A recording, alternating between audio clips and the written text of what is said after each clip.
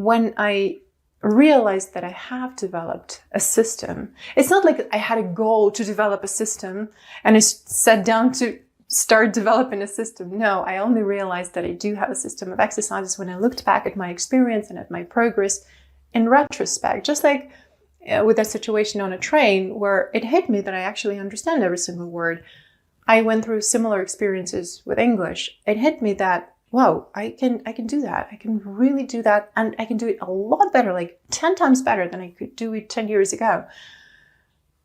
And then I started looking at my experience in retrospect, and I started analyzing every step of the way. What was I doing that led to such positive results?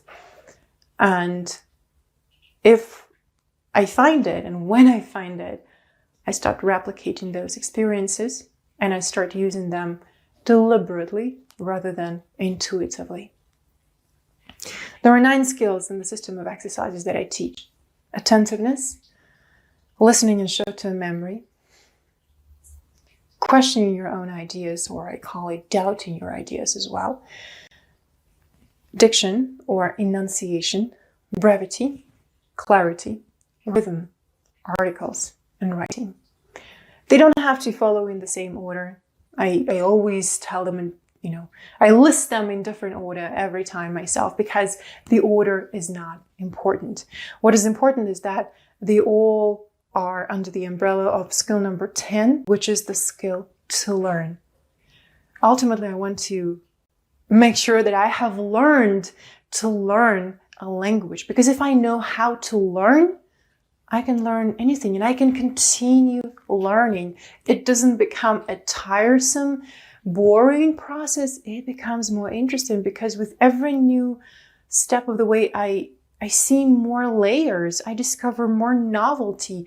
I might go back to the same exercises, but I see them with different, but I look at them with different eyes. To me, a learning process is not linear like this. First you have to learn present simple, then present continuous, then present perfect, then all the conditionals, then past tenses, then whatever. No. To me, it rather looks like this, where you continuously go upwards and you might be looking at the same information again and again and again, but every time you look at the same exercise, every time you look at the same information, you see so many more nuances and you understand so much more. You can dive a lot deeper and see the things you couldn't even fathom 10 years ago or 2 years ago or 6 months ago. It's fascinating, at least to me, because you continuously learn more about yourself, not really about the language. Probably that's the most precious element of the system for me. But my point is that at this level, when you already can do so much, yet you feel that you can do so little, you want to stop acquiring knowledge about the language because it's not the point.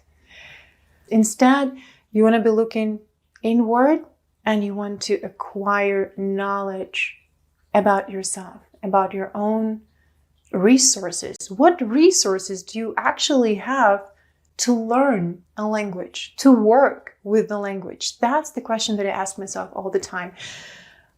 I understand that all these 9 skills are important to learn a language. However, I also understand that they need to be in a good state, in a good condition. If my attentiveness is very low, if I cannot be attentive neither to native speakers nor to even myself, what are we talking about? If I cannot repeat what people tell me and instead I repeat what I think I heard, which means my interpretation of what people have just told me, what communication can we be talking about? If I ignore articles just because I ignore them all the time and just because I don't understand what they're doing in my sentences or in other people's sentences, we're talking about lack of depth in the language, lack of fluency immediately. If I can't put my ideas in writing in the English language, then I deprive myself of an opportunity to see my thought process in writing and to edit it and to self-correct myself. One of the most valuable skills to me, at least, and it is in the category of questioning your own ideas, is the skill to self-correct myself. I don't believe that there will come a day when I stop making mistakes. I will continue making mistakes, and we all make mistakes when we speak. Maybe it's a slip of the tongue, maybe we forgot to add a preposition, maybe we were not attentive enough, whatever. Or maybe we unintentionally used the wrong word because we didn't know about a word. What matters is the speed of correction. If you are attentive to how you speak, you can immediately hear a mistake and immediately correct it and move on, and that's it.